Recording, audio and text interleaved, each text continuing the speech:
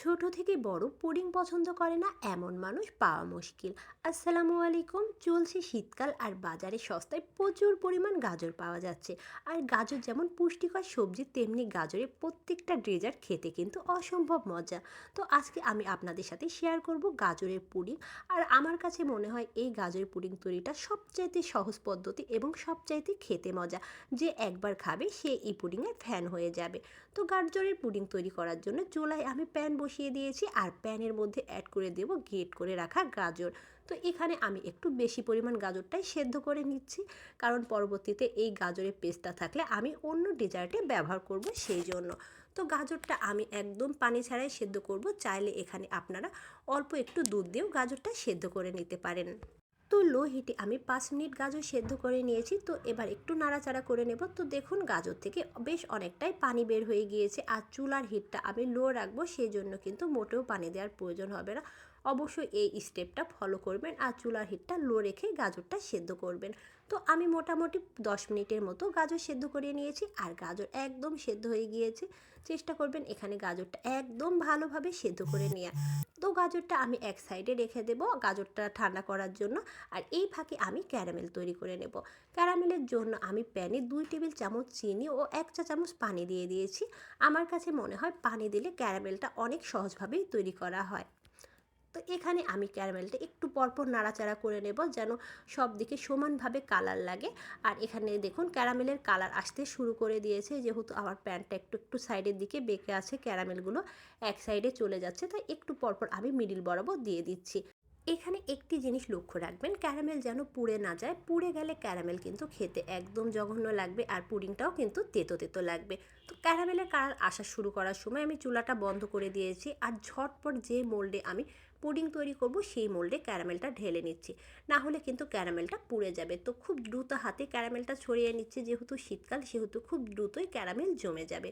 তো পুডিংয়ের মোলটা আমি এক সাইডে রেখে দেবো ক্যারামেল সেট হওয়ার জন্য। আর এখানে আমি গাজরটা খুব ভালোভাবে মিহি করে ব্লেন্ড করে নিয়েছি। এখানে আমি হাফ কাপ গাজরের পিউরি নিয়ে নিয়েছি, আর বাকি হাফ ফ্রিজে নর্মালে রেখে দিয়েছি। চাইলে এইভাবে গাজরের পিউরি করে রেখে ডিপ ফ্রিজে রেখে বাচ্চাদের খাবারেও কিন্তু ঝটপট অ্যাড করতে পারেন। তো পুডিং তৈরি করার জন্য লাগবে হাফ কাপ গাজরের পিউরি, আর সাথে আমার যেসব উপকরণগুলো অ্যাড করছি সেগুলো আমি দেখিয়ে দিচ্ছি। হাফ কাপ গাজরের পিউরির সাথে লাগবে 3টা ডিম, অবশ্যই ডিমগুলো রুম টেম্পারেচারে হতে হবে। হাফ কাপ গরুর দুধ, এখানে দুধটা আমি জাল করে ঠান্ডা করে নিয়েছি। ও লাগবে 1 কাপের একটু কম কনডেন্স মিল্ক, অবশ্যই কনডেন্স মিল্কটা ব্যবহার করবেন। এই পুডিংয়ের মিশ্রণটা আমি তৈরি করব ব্লেন্ডারের জারে, সেই জন্য ব্লেন্ডারের জারের মধ্যে 3টা ডিম অ্যাড করছি। চাইলে আপনারা চামচের সাহায্যে বা কাঁটা চামচের সাহায্যেও বেটারটা তৈরি করতে পারেন, সেক্ষেত্রে কিন্তু সময়টা একটু টাইম বেশি লাগবে। তো এখানে অনেকেই মনে করতে পারেন যে আমি তো এখানে কোনো চিনি ব্যবহার করছি না বা কোনো এসেন্স ব্যবহার করছি না। এখানে আমি গাজর ব্যবহার করার কারণে কিন্তু কোনো এসেন্স ব্যবহার করা লাগবে না, আর যেহেতু কনডেন্স মিল্ক ব্যবহার করেছি সেহেতু কিন্তু চিনিও ব্যবহার করা লাগবে না। কথার ফাঁকে কিন্তু আমি সমস্ত উপকরণ ব্লেন্ডারের জারের মধ্যে দিয়ে দিয়েছি, কনডেন্স মিল্ক, গরুর দুধ, ডিম এবং গাজরের পিউরি। এখন কাজ হচ্ছে সমস্ত উপকরণ ভালোভাবে ব্লেন্ড করে নেওয়া। যেহেতু আমি ব্লেন্ডার ব্যবহার করছি, জাস্ট 10 সেকেন্ডের মধ্যে সমস্ত উপকরণ খুব ভালোভাবে ব্লেন্ড হয়ে গিয়েছে। আর দেখুন কালারটা কতটা সুন্দর এসেছে। আর এইখানে যে পাত্রে আমি ক্যারামেল সেট করেছি সেই ক্যারামেল কিন্তু একদম পারফেক্টভাবে সেট হয়ে গিয়েছে। আর এখন এই পুডিংয়ের মিশ্রণ আমি ক্যারামেল সেট করা পাত্রে ঢেলে নেব। আর আমি পুডিংয়ের মিশ্রণটা সেঁকে নেব, তাহলে যেহেতু কোনো দানা দানা বা লাম্পস থাকলে সেটা কিন্তু ছাঁকনিতে থেকে যাবে। এর ফলে কিন্তু পুডিংটা অনেকটা সফট এবং সুন্দর হবে। যেহেতু আমি ভালোভাবে ব্লেন্ড করে নিয়েছি, কোনো কিন্তু লাম্পস নেই, আর আমি কোনো পুডিংয়ের মিশ্রণও নষ্ট করব না, তাই ছাঁকনি থেকে ভালোভাবে মুছে নিয়ে নিলাম। আর চামচের সাহায্যে এইভাবে মিশিয়ে দেব, তাহলে কিন্তু উপর নিচ খুব ভালোভাবে মিশে যাবে। আর তার পরবর্তী হাতে এইভাবে ট্র্যাপ করে নেব। তো অবশ্যই চেষ্টা করবেন আমার প্রতিটা স্টেপ ফলো করার, তাহলে প্রথমবারে পারফেক্ট পুডিং তৈরি করতে পারবেন। আজ আমার বাসায় অ্যালুমিনিয়াম ফয়েল নেই, তাই পুডিংয়ের পাত্রটা আমি প্লেট দিয়ে ঢেকে দিলাম। আর এইবার ভাপে দেওয়ার পালা। পুডিংটা ভাপে রান্না করার জন্য চুলায় আমি মোটা তলাযুক্ত একটি পাত্র বসিয়ে দিয়েছি, আর তারপরে কিছু টিস্যু পেপার এবং টাওয়াল দিয়ে দিলাম। চাইলে আপনারা স্ট্যান্ডও ব্যবহার করতে পারেন, কিন্তু আমার কাছে মনে হয় এইভাবে টিস্যু আর টাওয়াল ব্যবহার করলে পুডিংটা বেশ ভালো হয়। আর দিয়ে দিলাম ফুটন্ত গরম পানি, আর তার উপরে পুডিংয়ের মোলটা বসিয়ে দিলাম। পানিটা অবশ্যই কম দেওয়ার চেষ্টা করবেন, কারণ বেশি পানি দিলে বলক উঠলে অনেক সময় কিন্তু পুডিংয়ের মধ্যে পানি চলে যায়।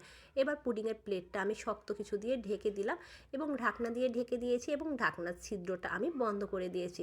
তো এইভাবে আমি 40 মিনিট মিডিয়াম টু লো হিটে পুডিংটা রান্না করে নেব। তো আমি 40 মিনিট পুডিংটা ভাপে রান্না করে নিয়েছি। এইবার পুডিংটা চেক করার পালা যে ভিতরে কি অবস্থা। তো আমি ঢাকনাটা খুলে নিলাম। দেখুন মাশাআল্লাহ করে পুডিংয়ের কালারটা কতটা সুন্দর হয়েছে, আর পুডিংটাও কিন্তু পারফেক্টভাবে ভাপে রান্না হয়ে গিয়েছে। অবশ্যই এই দিকটা খেয়ালে রাখবেন, পুডিং আপনারা বেশি রান্না করবেন না। বেশি রান্না করলে পুডিংটা শক্ত হয়ে যাবে এবং খেতে মজা লাগবে না। তো এইভাবে আমি পুডিংটা পানির মধ্যে আরও 10 মিনিট রেখে দেবো, আর পানি থেকে তুলে আমি পুডিংটা ঠান্ডা করে নর্মাল ফ্রিজে রেখেছিলাম 1 ঘন্টা। তো ফ্রিজ থেকে বের করে নিয়েছি পুডিংটা। দেখুন মাশাআল্লাহ পুডিংয়ের কালারটা কতটা সুন্দর হয়েছে।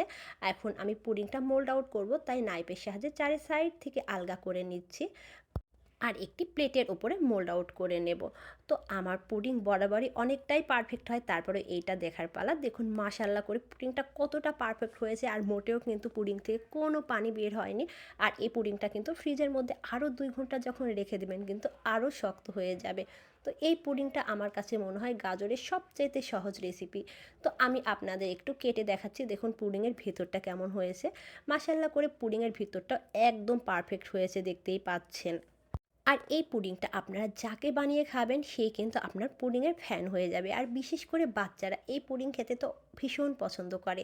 আমার রিকোয়েস্ট থাকবে একবার হলেও পুডিংটা বাসায় ট্রাই করবেন, আর কেমন হয়েছে আমাকে কমেন্ট করে জানাবেন।